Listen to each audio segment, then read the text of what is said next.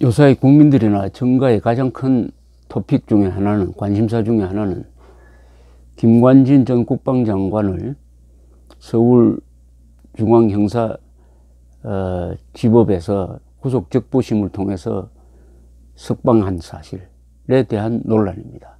석방한 이유는 검찰의 구속영장 청구 이유를 읽어보니까 이 사안이 과연 범죄가 될지 안 될지 불투명하다. 따라서 피고인의 방어권을 보장하기 위해서는 구속수사, 구속재판이 안 된다. 동시에 도망가고 증거인멸할 염려 크지 않다. 이렇게 해가지고 석방을 했는데, 너무나 당연한 판단임에도 불구하고, 너무나 당연하다는 것은 헌법 취지에도 맞고 상식에도 맞고 사실에도 맞고 인륜에도 맞습니다. 그런데 집권당에서 들고 일어나 가지고 험한 말로 협박을 하는 데 대해서 그나마 언론이 이 문제를 제기를 하고 있습니다. 특히 조선일보 사설은 오늘 또다시 이런 촉구를 했습니다. 대법원장이 여당의 법원 집단 공격에 경고해야 한다라는 제목을 달았습니다. 이 사설은 이렇습니다. 민주당 추미애 대표는 지난 27일 김관진 전 국방장관과 임관빈 전 국방부 정책실장이 법원의 구속 적부심을 통해 석방된 것과 관련해 사법부는 국민적 불신이 높아짐을 직시해야 한다며 사법 정의를 바로 세우라고 했고, 같은 당 송영길 의원은 트위터에서 석방한 판사는 우병우와 같은 성향이라고 공격했으며, 박범계 의원은 정치적 공세와 괴를 같이 하는 것이라고 했고, 안민석 의원은 국민과 떼창으로 욕하고 싶다고 협박했다. 이렇게 논지를 펴니다. 조선일보는 이렇게 또 주장을 합니다. 헌법이 법관은 법률과 양심에 따라 독립하여 심판한다고 규정하고 있고, 법관 윤리 강령도 첫머리에 외부 영향으로부터 사법권의 독립 수호를 강조한다면서 여당 의원들이 집단으로 사법부에 노골적 압력을 가하고 나선 것은 재판과 사법의 독립을 위협하는 반헌법적 행동이라고 조선일보 사설은 규정했습니다. 이 사설은 만일 법원이 권력과 외부 압력에 굴하거나 시류 눈치를 본다면 재판 당사자들은 판결에 승복하지 않게 된다. 이렇게 강조하면서, 그래서 법관이 당파성을 초월해야 하는 직업윤리를 요구받는 이유다. 이렇게 지적을 했습니다. 사설은 또 김명수 대법원장이 정관예우 타파, 법원 인사제도 개편 등을 사법개혁 과제로 들고 있지만 그것들보다 100배, 1000배 더 중요한 것이 법관의 독립, 재판의 독립이라는 게 조선일보 사설의 시각입니다. 정치 세력이 제 마음에 들지 않는 판결이 나올 때 사법부를 비난하는 경우는 흔히 있었지만, 이번처럼 집권당이 사법부를 대놓고 공격하는 경우는 드물었다고 조선일보는 지적했습니다. 민주당은 불법 정치 자금을 받아 2년 복역한 사람이 자기 편이라고, 재판이 잘못됐다, 사법개혁이 필요하다고 한다면서, 조선일보는 세계의 제대로 된 나라 중에 집권 세력이 사법부에 이르는 곳은 하나도 없을 것이라고 개탄하였습니다. 결론적으로 대법원장이 나서서 집권당에 경고해야 한다.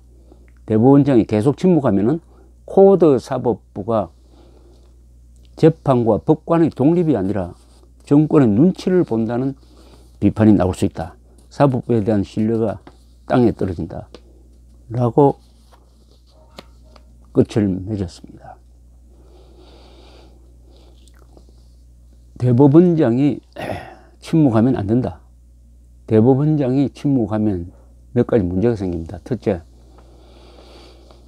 대법원장도 여당의 주장처럼 적부심사가 잘못됐다고 생각한다 라고 판단할지도 모릅니다.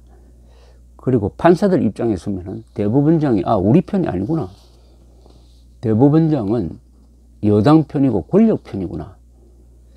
그러면 앞으로 알아서 재판해야 되겠구나. 우리 대법원장의 성향을 이번에 알았으니까 검찰이 정치적 수사를 할 때는 적극적으로 지원해야 되겠구나. 이렇게 생각할 위험성이 있습니다. 그러면 이것으로 끝나는 게 아닙니다.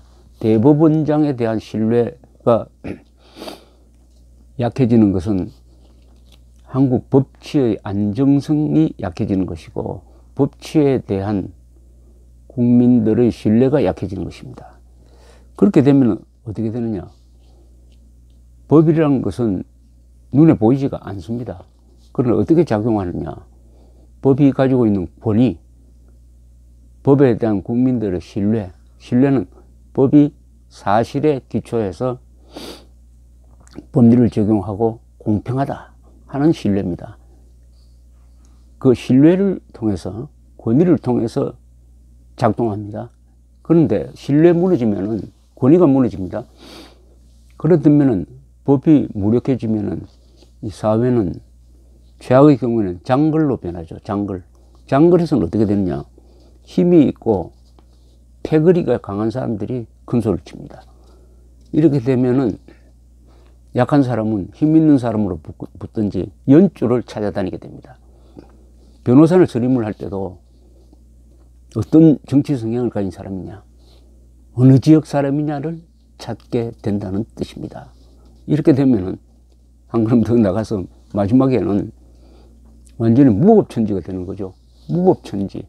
오로지 주먹, 권력, 폭력의 힘을 쓰는. 그래서 이것을 막기 위해서 우리 헌법은 여러 가지 장치를 했습니다.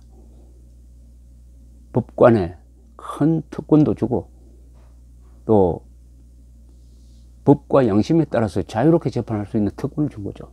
법관 한 사람 한 사람을 독립적인 존재로 본 것입니다. 그리고 피고인에 대해서는 불구속 수사 원칙, 무죄 추정 원칙을 주었습니다. 그런데 이게 근본적으로 흔들리고 있습니다. 이번에 거듭 개탄하지 않을 수 없는 것은 김관진 장관에 대한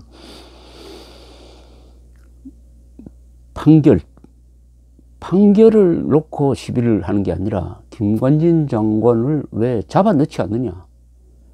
지난 8년 동안 북한 정권이 가장 무서워했던 대한민국의 장수를 왜 잡아 넣지 않느냐. 그 사안도 잡아 넣을 사안이 아닌데도, 어떻게 보면 사소한 사안인데도 잡아 넣지 않느냐. 잡아 넣어야 한다. 잡아 넣어 놓고 수사해야 한다. 이것은 검사의 시각입니다. 정치인이 검사의 시각에 서면 되겠습니까? 그럼 수사공화국이 되는 거죠. 그런데 이 대법원장 못지않게 이해할 수 없는 단체가 하나 있어요. 변호사협회, 몇 개의 변호사협회가 있습니다. 그쪽에서는 왜 침묵할까? 변호사는 변호사, 검찰, 법원을 흔히 법조 3윤, 3바퀴라 그럽니다. 변호사는 인권입니다. 인권 존중이 변호사의 본연의 직무죠. 김관진 장관은 불구속 수사를 받고 무죄 추정을 받을 헌법적 기본권이 있습니다. 이 기본권이 지금 위협을 받고 있습니다. 그렇다면 변호사협회가 발언을 해야 되는 거 아닙니까? 발언을 이 문제에 대해서 오늘 현재까지는 공식적인 입장 표명이 없습니다.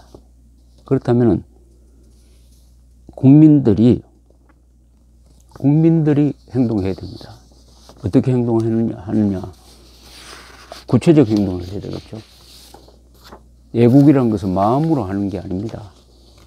지갑과 손발로 한다 그럽니다. 이런 경우에는 손발로 해야죠. 이 대법원에 전화를 거십시오. 대법원 홈페이지에 글을 남기십시오. 편지를 쓰십시오. 만약 대법원으로 하루에 수만 통의 전화, 편지가 들어오면은 그것이 영향을 줍니다. 여론을 형성합니다. 참고로 대한민국 대법원의 주소는 우편번호가 06590이고요. 서울특별시 서초구 서초대로 219입니다. 서울특별시 서초구 서초대로 219, 219입니다. 그리고 전화는 대표 전화가 02-3480-1100입니다. 02-3480-1100입니다. 한 번 더 부르겠습니다. 02-3480-1100입니다. 또 하나가 있습니다. 02-3480-1300-1400입니다. 02-3480-1300-1400입니다. 전화하셔가지고 점잖게 대법원장이 사법부의 독립을 지켜주세요. 국민들한테 한 말씀 해주시길 바랍니다. 그렇게 해야 우리가 안심하고 살 수 있겠습니다. 이 정도로 이야기하는 게 어떨까요? 감사합니다.